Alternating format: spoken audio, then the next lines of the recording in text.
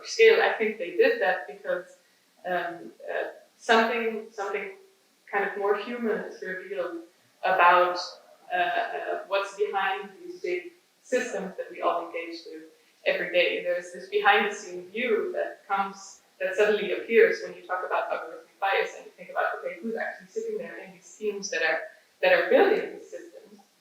So I think that's why this concept got so much more attention than a lot of other data-related discussions.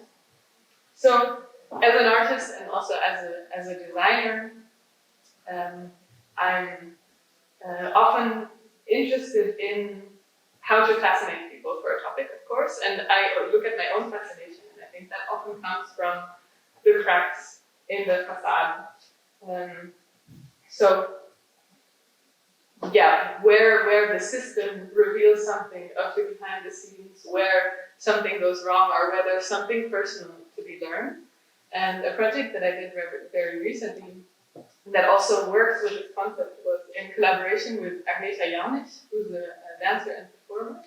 And we took the confidence score as a starting point. So if you're familiar with predictive algorithms, you'll know what this is. Basically, if you have an algorithmic prediction, the algorithm will supply you with a confidence score. So how confident it is that its prediction is true. And we thought this was quite interesting because most users don't really kind of get to see this score because they're only presented with this data authority, the data that answered, that's the result of this. But this kind of admission of fallibility that's in this confidence score was quite interesting for us. And we started working with a motion tracking system where instead of showing what the system was tracking, we started looking at the score, and we were trying to figure out, okay, how can we use this also to inform Agneta's movements, translating it also in a sense where she started wondering, okay, where am I actually? Like in relation to this tracking system, what does that do with my own sense of where I am? So we're doing these experiments. We were doing this in a special context because we were in a residency where it was also about making media art less abstract. So similar to what I was talking about before was actually how can we reach an audience in a way that then these are not, again, abstract media art experiments, but they actually reach someone. And we, So we did this in a residency where we were collaborating with a countryside, a pub in the countryside in Schwerte, in Germany. And we developed a setup where people could watch these experiments and watch these kind of, dancing, performing experiments with the confidence score, but they could also experiment with their motion, with this motion tracking setup themselves through like a simple webcam, and they were prompted with these questions. And I thought this setup was really beautiful because it one started on a very personal level, and then also brought these topics into a bar. It was really nice because then we could spend the whole evening with these people having very intimate and very long conversations about kind of the data authorities in their lives in this relationship. So it was a really nice way to kind of open up this topic in that context.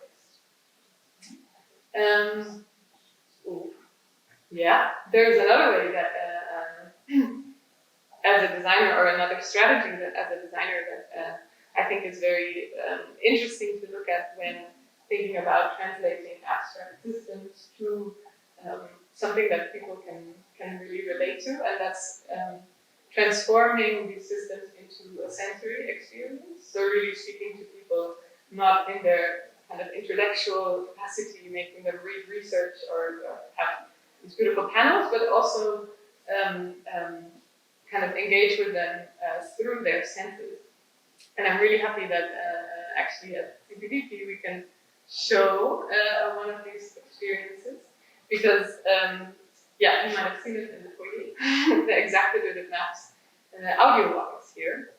And I'll start at the beginning about this project. So it started during the Code program, which I mentioned earlier, but is also present downstairs at Gamma team. A program bringing together interdisciplinary teams to talk about reclaiming agency and do kind of very specific projects. And I was collaborating with Schmidt, and we were interested in how digital maps change the urban environment, and especially star rankings and these reviews as really this in-between point of you have a map and you have a human experience of someone who's there that you're trying to compute with and that you're trying to kind of analyze in some sense. So yeah, we were looking at all of these reviews, and it became clear to us that this is this beautiful, super rich, super personal database. But how can we communicate that to someone who's not used to thinking in these macro patterns? And what we basically did was, here we go, sonify this data. So then, especially for CPDP, actually, because this is the first version that we're showing it as a geolocated soundscape, we worked together with the sound artist Tim Curtin to translate these reviews and rankings into something audible that can be listened to. And the idea is that a non-expert audience can really walk through this data set suddenly and understand how this aggregated user data can be used for so much more than just their own individual experience. And at the same time, I think at CPDP is quite interesting because, of course, here you have a lot of people that are very very used to looking at these macro patterns and very used to engaging with data sets. And I think for them to walk back into these areas, to walk around this audible digital experience and really connect them back to this individual experience of the users that were there before, that tracked their experience and that talked about, or that felt compelled to leave these rankings and these reviews online. So I think it works in both directions in that sense. I will give you the details on how to do it later and invite you to go see it, but there's one other research question I wanted to talk about, which I think relates a lot to the theme of this year's CPDP as well, to govern or to be governed. And that's, of course, this question of,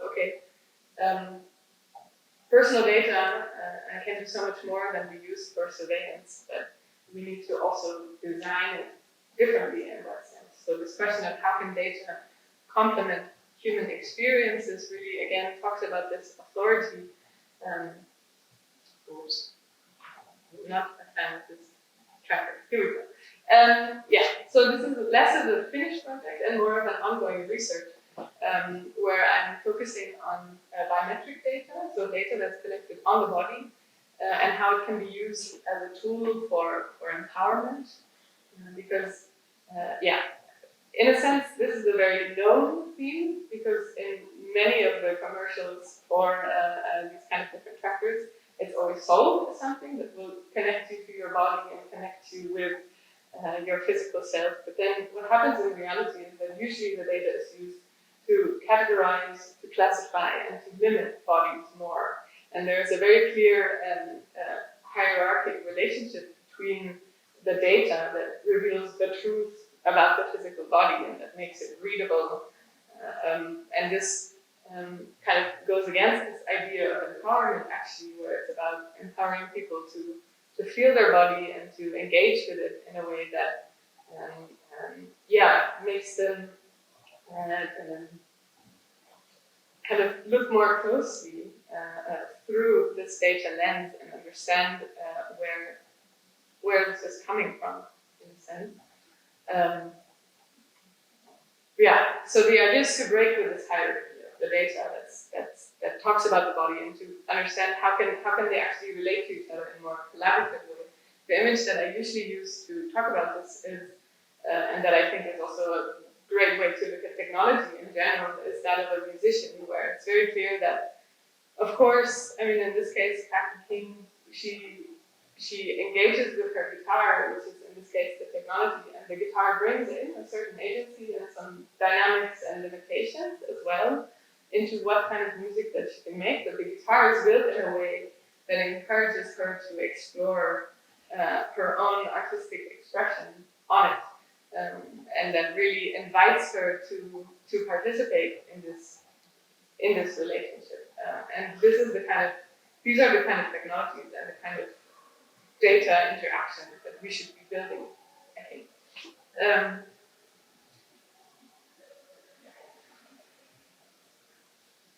Here we go. Here I come back to the exactitude of maps and the platform we're actually using to facilitate this, because I think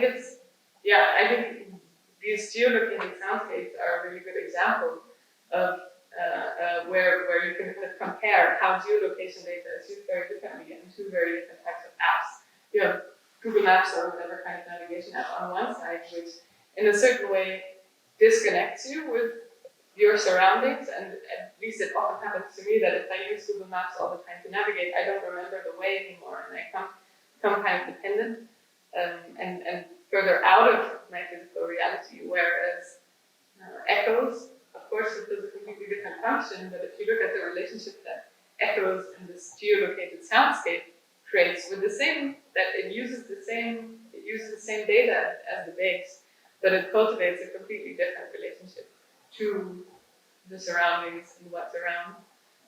So I think that's a really beautiful example. And now I am also giving you the details on how to do it. There's also our info map downstairs in the foyer where you can get it as a little flyer that you're welcome to take with you and do the course whenever. You can also download the audio walk in the Wi-Fi, and then it's really easy to walk around. So I would really invite you to try this, and if you do, talk to me afterwards, because I'm really curious to hear about your experience and to hear how it was. You guys are a little bit late. Thank you for your attention, and thank you all for coming and joining this talk. I'm very curious. I will be around at the info stand downstairs, actually, after lunch. So if you're taking the walk or you need some help with echoes or anything, I will be here, and I'm very happy. What is the hardware that you use for the audio walk? You can just you need headphones and your phone. Yeah. Sounds lovely. Sounds lovely. Yeah, and then you can start walking. Okay. And